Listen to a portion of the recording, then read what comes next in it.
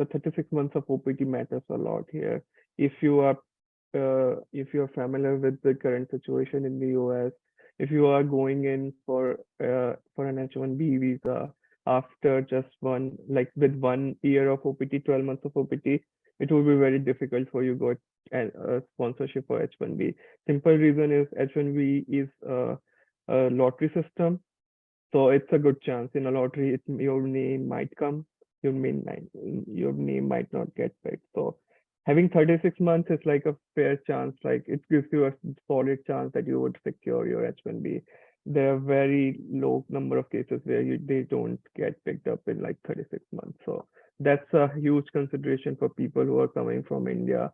They are looking for the STEM eligibility. I just look at the poll. 87% were interested in MBA plus MSCS. I think particularly for STEM eligibility, which is fantastic. Moreover, data science for me is also like I see it as like in 10 years it might be something like Excel, that it would be expected of managers to know some of the data kind of stuff. So I'm also very interested in that because of that. As far as job placement and market is concerned, let's start with something called placement in India. And no university in the US has placement concept. So I was aware of that coming before, but many are not. So it could be a cultural shock to you. But no, we don't. In any university you go to the US, there won't be anything called placement where companies will come and pick up you up. Everything is about networking. Be ready for that. I'm a huge introvert, in my personal life. But here, I'm still a huge introvert in my personal life, but not in my uh, public life. In my professional life, I'm an extrovert. I go out and network with alumni. So these days, I'm talking with Greg Potts from Amazon, who is a Willamette grad, and then Julian Schrupp, who is MBA MSDS grad. He works at KPMG as a marketing consultant. So it's uh, your career, fantastic career services will be there for you for everything, either coaching you for the interviews, helping you with your resume, or connecting you with alumni. They would do everything. They know people at companies, they might even send your resume if you request them to, if they know the people, right people. But it's on you. How do you network?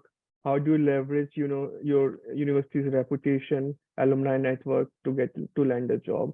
And it's not that hard. So right now I'm looking for an internship, but a lot of people have already secured, especially some people have secured it at Intel. Uh, so that's a very fantastic company here in Hillsborough, which is 45 minutes from here. I just very recently interviewed for a product management role at HP, which is also like in Portland. So you get the idea. If you do your due diligence, you would get every kind of opportunity you want. So I looked at the list Tony just shared. That's not an exhaustive list. You would get there are a lot more companies, like even like Apple, which is very selective in its nature. We have alumni over there. All you need to do is reach out, say, hey, I'm pursuing MBA at Willamette. Yeah, I see you are also an MBA grad from Willamette. I would love to talk to for a second. And yeah, and even alumni can reach out to you. Very recently, Dr. Satya, who works at Intel, Willamette grad, we just reached out to me himself. Hey, Aaron, what's going on? Let's chat. Anything can happen. So be open for the opportunities. Always look.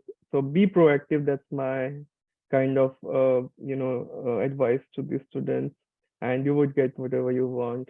Yeah.